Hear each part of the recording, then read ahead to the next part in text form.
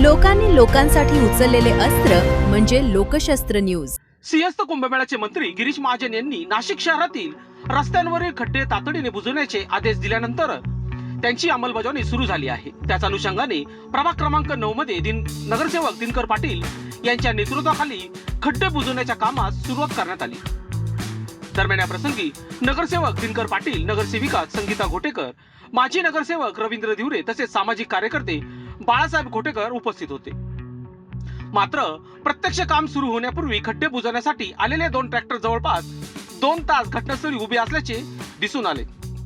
नगरसेवक घटनास्थळी आल्यानंतरच कामाला सुरुवात झाल्याने हे ट्रॅक्टर 2 तास नेमके कोणत्या कारणासाठी थांबविण्यात आले होते असा प्रश्न उपस्थित केला जात आहे। यावेळी माध्यमांशी बोलताना नगरसेवक दिनकर पाटील यांनी सांगितले की पालकमंत्री गिरीश महाजन यांनी दिलेल्या आदेशानुसार खड्डे बुजवण्याच्या मोहिमेला सुरुवात करण्यात आली आहे। संबंधित बांधकाम अधिकाऱ्यांना खड्ड्यांमध्ये केवळ मुरुम टाकू नये तर दर्जेदार पद्धतीने आणि टिकाऊ स्वरूपात काम करण्याच्या सूचना देण्यात आहेत। तसेच शहरातील रस्त्याची दुरुस्ती करण्यासाठी पुढाकार घेतल्याबद्दल त्यांनी पालकमंत्री गिरीश महाजन यांचे आभारही मानले। लोकशास्त्र न्यूज साठी बंटी आढाव, सातपूर।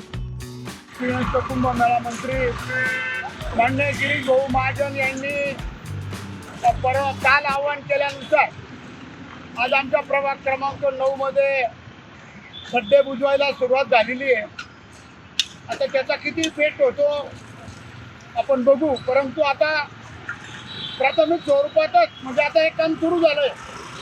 हा मेन रस्ता आहे बारदान फाटा ते त्र्यंबक रोड आणि प्रभागातले सर्व जेवढे खड्डे ते सुद्धा आता भाऊंनी सांगितलं पूर्ण प्रभाग पूर्ण करून घ्यायचा।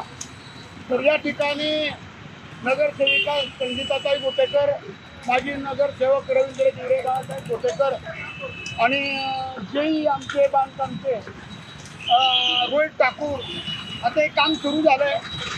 आता संपूर्ण काम होईपर्यंत या प्रभागामध्ये सर्व खड्डे बुजवले जातील आणि भाऊंनी सांगितल्याप्रमाणे आज काम सुरू झालेलं आहे। तर माझी विनंती राहणार आहे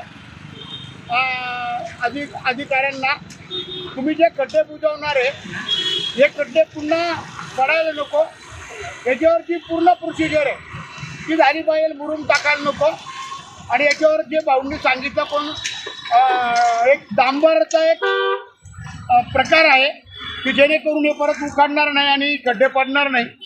केमिकलचा वापर करून मोठे खड्डे तिथं ब्लॉक पण वापरणार आहे। तर ते काम त्यांनी चांगलं करावं, पुन्हा खड्डे पडू नये आणि जनतेला त्रास होऊ नये। नागरिक भयंकर त्रस्त झालेले आहे आणि आयुक्त मॅडमने सुद्धा याच्यावर लक्ष दिलं पाहिजे। कोणत्याही ठेकेदाराला पाठीशी न घालता त्यांना त्यांच्याकडून काम करून घेणं गरजेचं आहे। तर मी गिरीश भाऊंना धन्यवाद देईल की त्यांनी आज त्यांच्या आदेशानुसार काम सुरू झाले। जर अण्णा जोराचा पाऊस जर आला तर हे उकडून जाण्याची शक्यता आहे का? नाही, याच्यावर आता ते केमिकल टाकणार आहे लगेच। म्हणूनच मी प्रथम सांगितलं ना, तुम्ही बघितलं ना, तुमच्या प्रश्नाचं पहिलेच उत्तर दिलं। तुम्ही मला विचारणार आहे, मला माहिती आहे हे मटेरियल वाहून गेलं तर काय याच्यावर जे केमिकल आहे त्या केमिकलचा उपयोग झाला पाहिजे। जर तो केला नाही तर हे परत निघून जाईल। हा दोष सगळ्या अधिकाऱ्यांचा आणि त्या ठेकेदाराचा राहणार आहे। लोकांनी लोकांसाठी उचललेले अस्त्र म्हणजे लोकशस्त्र न्यूज।